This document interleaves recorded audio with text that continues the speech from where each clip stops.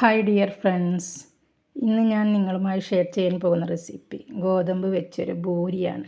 അതിനോടൊപ്പം തന്നെ കഴിക്കാൻ വളരെ രുചികരമായ ഒരു മസാലക്കറിയും, ഉരുളൻകിഴങ്ങ് വെച്ചിട്ടുള്ളൊരു മസാലക്കറി. ഇതിൻ്റെ രുചി വേറെ ഒരു ലെവലാണ്. നിങ്ങൾ ഇതൊന്ന് ട്രൈ ചെയ്ത് നോക്കൂ, എന്നിട്ട് നിങ്ങളുടെ ഫീഡ്ബാക്ക് എന്നെ അറിയിക്കൂ. എന്നാൽ നമുക്ക് റെസിപ്പിയിലേക്ക് പോയാലോ. ഞാനിവിടെ 2 ഗ്ലാസ് ഗോതമ്പ് പൊടിയാണ് എടുത്തിരിക്കുന്നത്. ഗോതമ്പ് നന്നായി അരിച്ചിട്ടാണ് ഞാനിവിടെ എടുത്തിരിക്കുന്നത്.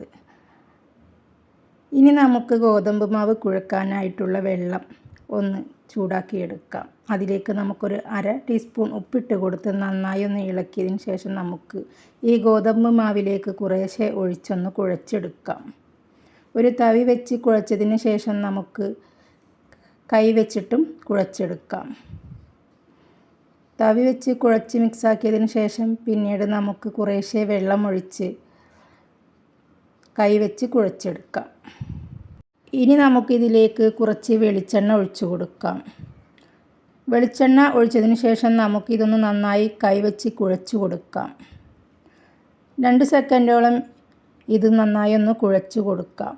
വളരെ സോഫ്റ്റ് ആവുന്നത് വരെ കുഴച്ച് നമുക്കിത് അടച്ച് വെക്കാം ഒരു 10 സെക്കൻഡ്.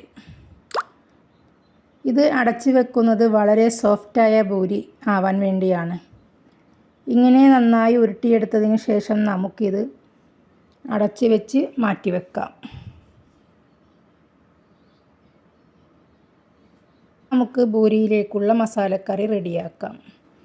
ഞാനൊരു കുക്കർ എടുത്തതിന് ശേഷം ഇതിലേക്ക് 2 വലിയ ഉരുളൻകിഴങ്ങ് അരിഞ്ഞു കൊടുത്തതും 2 സവാള അരിഞ്ഞു കൊടുത്തിട്ടുണ്ട്. ഇതിലേക്കൊരു 6 പച്ചമുളക് നടുകീറിയത് ചേർത്ത് കുറച്ച് കറിവേപ്പിലയും ഇട്ട് കൊടുക്കുന്നുണ്ട്. ഇനി ഇതിലേക്കൊരു 1/4 ഗ്ലാസ് വെള്ളം നമുക്ക് ഒഴിച്ചു കൊടുക്കാം. 1/2 ടീസ്പൂൺ മഞ്ഞൾപ്പൊടിയും 1/2 ടീസ്പൂൺ ഉപ്പും നമുക്ക് ചേർത്ത് അടച്ച് വെച്ച് നമുക്കൊരു 3 വിസിൽ വരുന്നത് വരെ വേവിക്കാം.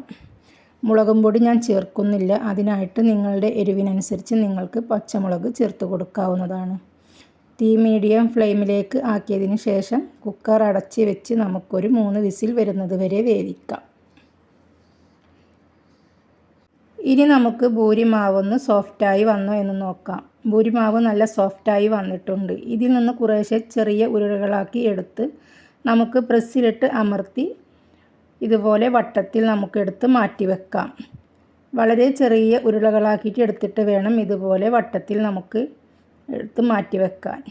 ഇങ്ങനെ കുറേശ്ശെ എടുത്ത് വെച്ചതിന് ശേഷം നമുക്കിതൊന്ന് പാനിലിട്ട് വറുത്തെടുക്കാം.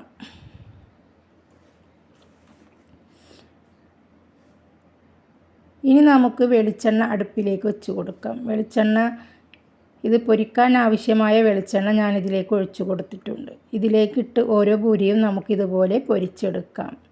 ഞാൻ തീ ഹൈ ഫ്ലെയിമിലേക്കിട്ടിട്ടാണ് ഈ പൂരികളെല്ലാം പൊരിച്ചെടുക്കുന്നത്. 1 സെക്കൻഡിൻ്റെ ഉള്ളിൽ പൂരിയെല്ലാം പൊന്തി വരും. നന്നായി പൊന്തി വന്നു നല്ല സോഫ്റ്റുമായ പൂരിയാണിത്.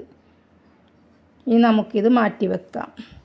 ഇങ്ങനെ നമുക്ക് 2-3 പൂരികൾ ഓരോന്നായിട്ടിട്ട് നമുക്ക് പൊരിച്ചെടുക്കാം. ചെറിയ ചീനച്ചട്ടി ആയതിനാലാണ് ഞാനിങ്ങനെ ഓരോന്നായി ഇട്ടിട്ട് പൊരിച്ചെടുക്കുന്നത്. അങ്ങനെ എല്ലാ പൂരിയും നമുക്ക് മാറ്റി വെക്കാം. ഇനി നമുക്ക് പൂരിയുടെ മസാല തയ്യാറാക്കാം. കുക്കർ തുറന്ന് നല്ല വെന്ത് വന്നിട്ടുണ്ട് നമ്മുടെ മസാല. ഇനി നമുക്ക് ചീനച്ചട്ടി അടുപ്പിലേക്ക് വെച്ച് കൊടുക്കാം. ചീനച്ചട്ടി ചൂടായാൽ അതിലേക്ക് 2 ടേബിൾ സ്പൂൺ വെളിച്ചെണ്ണ ഒഴിച്ചു കൊടുക്കാം. അതിലേക്കൊരു 1/4 ടീസ്പൂൺ കടുകിട്ട് പൊട്ടിക്കാം. കടുക് പൊട്ടി വരുമ്പോൾ കുറച്ച് കറിവേപ്പിലയും ഇഞ്ചിയും വെളുത്തുള്ളിയും കൂടി ചതച്ചതും കൂടി നമുക്കിതിലേക്കൊന്ന് ചേർത്ത് കൊടുക്കാം. 4 അല്ലി വെളുത്തുള്ളിയും ഒരു ചെറിയ കഷ്ണം ഇഞ്ചിയും കൂടി ചതച്ചതാണിത്. ഇനി നമുക്കിതിലേക്കിട്ടൊന്ന് വഴറ്റിയെടുക്കാം. ഇതിലേക്കൊരു 1/4 ടീസ്പൂൺ നല്ല ജീരകവും കൂടി നമുക്ക് ചേർത്ത് കൊടുക്കാം. ജീരകവും കൂടി ചേർത്തതിന് ശേഷം നമുക്കിത് നന്നായിട്ടൊന്ന് വഴറ്റി കൊടുക്കാം. ഇഞ്ചിയുടെയും വെളുത്തുള്ളിയുടെയും ജീരകത്തിൻ്റെയും എല്ലാം സ്മെൽ വരുന്ന സമയത്ത് നമുക്കിതിലേക്ക് നമ്മുടെ റോസ്റ്റ് ചെയ്ത ഉരുളൻകിഴങ്ങ് നമുക്കിതിലേക്കൊന്ന് ചേർത്ത് കൊടുക്കാം. കുക്കറിൽ കുറച്ച് വെള്ളം ഒഴിച്ച് അതും കൂടി നമുക്കിതിലേക്കൊന്ന് ഒഴിച്ചു കൊടുക്കാം. നന്നായി ഒന്ന് ഇളക്കി നമുക്ക് യോജിപ്പിക്കാം.